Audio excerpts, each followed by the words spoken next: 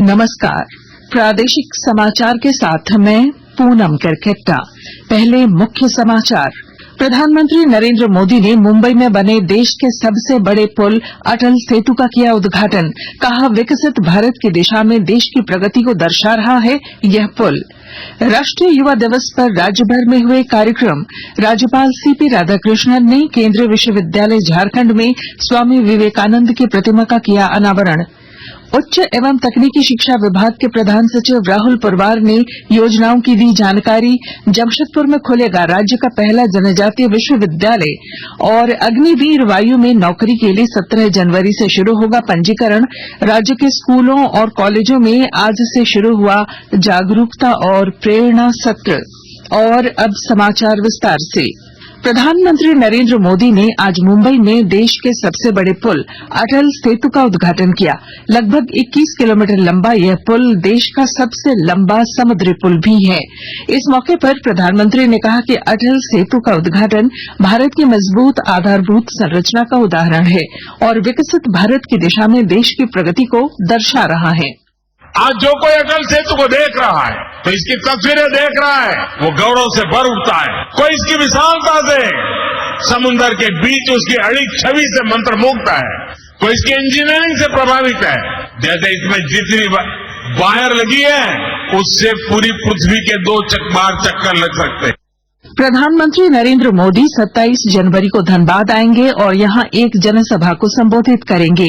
इसे लेकर धनबाद स्थित भाजपा कार्यालय में आज पार्टी के प्रदेश अध्यक्ष बाबूलाल मरांडी के नेतृत्व में धनबाद, गिरिडीह और कोडरमा लोकसभा क्षेत्र के सभी सांसद विधायकों की बैठक हुई। इसमें पार्टी के संगठन मंत्री कर्मवीर सिंह भी मौजूद रहे। बैठक में पीएम के रोड शो पर भी चर्चा हुई। स्वामी विवेकानंद की जयंती और राष्ट्रीय युवा दिवस के मौके पर आज राजधानी रांची सहित राज्य भर में कार्यक्रमों का आयोजन किया गया। राज्यपाल सीपी राधाकृष्णन ने रांची स्थित झारखंड सेंट्रल यूनिवर्सिटी में स्वामी विवेकानंद की प्रतिमा का अनावरण किया। इस मौके पर राज्यपाल ने कहा कि स्वामी जी के आदर्श हमेशा हम सभी के लिए प्रेरणा स्रोत रहेंगे। उधर रांची के आर्यभट्ट सभागार में सांस्कृतिक विचार गोष्ठी का आयोजन किया गया। संगोष्ठी को संबोधित करते हुए उच्चतम न्यायालय के वरिष्ठ अधिवक्ता अश्विनी उपाध्याय ने भारतीय संस्कृति और भाषा को दुनिया में सबसे उत्कृष्ट बताया। वहीं रांची के सांसद संजय सेठ समेत अन्य वक्ताओं ने अपने विचार रखे। इधर गोड्डा जिले में नेहरू युवा क्लब द्वारा गोड्डा कॉलेज में कार्यक्रम का आयोजन किया गया। गिरिडीह के बीएड स्कॉलर कॉलेज सभागार में लोगों ने वर्चुअल माध्यम से युवा दिवस पर प्रधानमंत्री नरेंद्र मोदी का भाषण सुना। इधर नेहरू युवा केंद्र की ओर से सिमडेगा के सेंट मेरीज +2 विद्यालय में आयोजित कार्यक्रम में भी लोगों ने प्रधानमंत्री का संदेश सुना। वहीं भाषण प्रतियोगिता का आयोजन किया गया। इधर जमशेदपुर भाजपा कार्यालय में स्वामी विवेकानंद की जयंती पर उन्हें श्रद्धांजलि अर्पित की गई और स्वामी जी के आदर्शों पर चलने का संकल्प लिया गया। विकसित भारत संकल्प यात्रा के तहत राज्य भर में कार्यक्रमों का आयोजन किया जा रहा है। इसी क्रम में एलईडी वाहन आज रांची के सिरमटोली इलाके में पहुंचा। यहां लाभुकों ने प्रधानमंत्री आवास योजना सहित अन्य योजनाओं से उनके जीवन में आए बदलाव की कहानी साझा की। वहीं आकाशवाणी और प्रेस इन्फॉर्मेशन ब्यूरो पीआईबी के वरीय अधिकारियों ने केंद्र सरकार की योजनाओं से जुड़ी जानकारी का कैलेंडर और पम्पलेट का वितरण किया। इधर रामगढ़ के न्यू बस स्टैंड और चतरा के प्रतापपुर में आज विकसित भारत संकल्प यात्रा का एलईडी वाहन पहुंचा। इस दौरान लोगों ने केंद्र सरकार की योजनाओं की जानकारी दी। आकाशवाणी के ताजा तरीन समाचारों के लिए आप हमारी वेबसाइट newsonair.com पर लॉग ऑन कर सकते हैं। ताजा समाचार X handle @AIR news alerts और Facebook page all India radio news पर भी उपलब्ध है।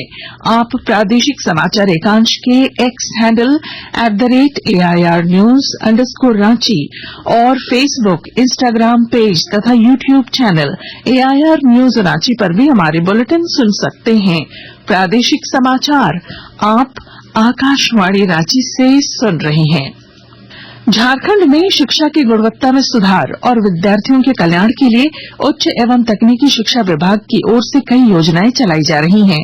विभाग के प्रधान सचिव राहुल पुरवार ने आज सूचना भवन में आयोजित प्रेस वार्ता में बताया कि गुरुजी स्टूडेंट्स क्रेडिट कार्ड योजना के माध्यम से 12वीं पास विद्यार्थियों को शीर्ष शैक्षणिक संस्थानों में दाखिले के लिए 4% ब्याज दर पर 15 लाख रुपए लोन देने का प्रावधान किया गया है। गुरुजी स्टूडेंट क्रेडिट कार्ड योजना, इस स्कीम के तहत में जो बच्चे 12th पास करने के बाद में उच्च शिक्षा के लिए, उच्च एवं तकनीकी शिक्षा के लिए बाहर हायर एजुकेशन इंस्टीट्यूशन में जाना चाहते हैं और उसके लिए ये एक रियायती दरों पर, ब्याज दर पर लोन, जो क्रेडिट की सुविधा उपलब्ध कराने का प्रावधान किया गया है। इसमें जो ऐसे बच्चे जो कि पूरे देश में जो रैंकिंग होती है उसमें जो इंस्टीट्यूशन का रैंक है वो 200 के अंतर्गत होगा या डोमेन स्पेसिफिक उसका रैंकिंग 100 के अंतर्गत नहीं होगा। उस इंस्टीट्यूशन में जो बच्चे एडमिशन लेंगे उनके लिए ये स्कीम रहेगा। इसमें 15 लाख रुपए तक का लोन देने का प्रावधान है। प्रधान सचिव ने बताया कि आने वाले 3 वर्षों में रांची विश्वविद्यालय का अपना एक नया कैंपस होगा, जबकि जमशेदपुर में राज्य का पहला जनजातीय विश्वविद्यालय बनाने की तैयारी चल रही है। अग्निवीर वायु में नौकरी के लिए 17 जनवरी से पंजीकरण शुरू होगा और 6 फरवरी तक चलेगा। इसे लेकर राज्य के स्कूलों और कॉलेजों में जागरूकता और प्रेरणा सत्र की आज से शुरुआत की गई, जो 23 जनवरी तक चलेगा। इस दौरान भारतीय वायुसेना में नौकरी के अवसरों के संबंध में जानकारी का प्रचार प्रसार किया जा रहा है।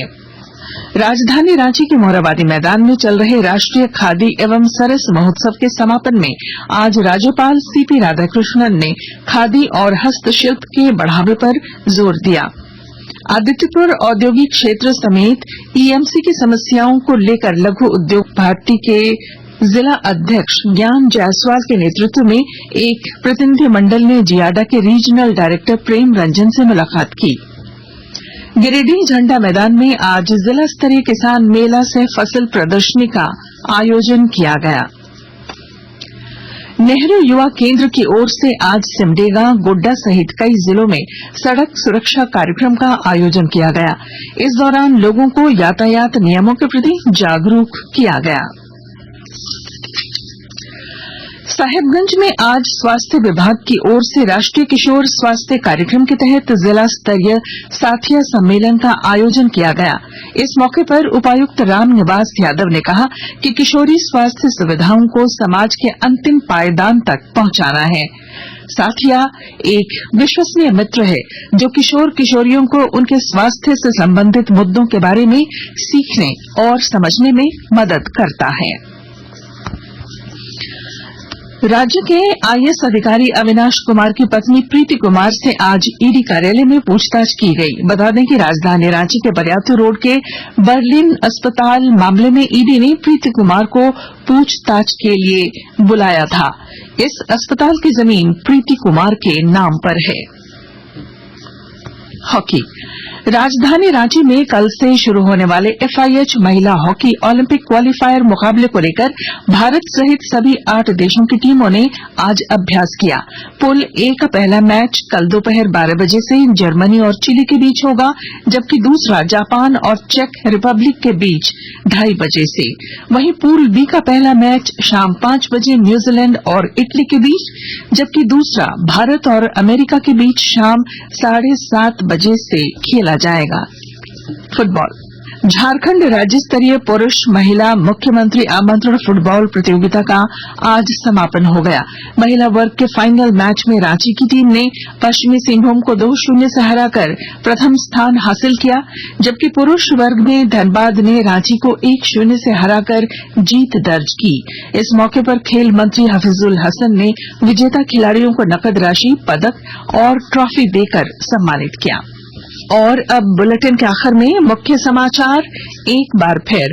प्रधानमंत्री नरेंद्र मोदी ने मुंबई में बने देश के सबसे बड़े पुल अटल सेतु का किया उद्घाटन। कहा, विकसित भारत की दिशा में देश की प्रगति को दर्शा रहा है यह पुल। राष्ट्रीय युवा दिवस पर राज्यभर में हुए कार्यक्रम। राज्यपाल सीपी राधाकृष्णन ने केंद्रीय विश्वविद्यालय झारखंड में स्वामी विवेकानंद की प्रतिमा का किया अनावरण। उच्च एवं तकनीकी शिक्षा विभाग के प्रधान सचिव राहुल पुरवार ने योजनाओं की दी जानकारी। जमशेदपुर में खुलेगा राज्य का पहला जनजातीय विश्वविद्यालय और अग्निवीर वायु में नौकरी के लिए 17 जनवरी से शुरू होगा पंजीकरण।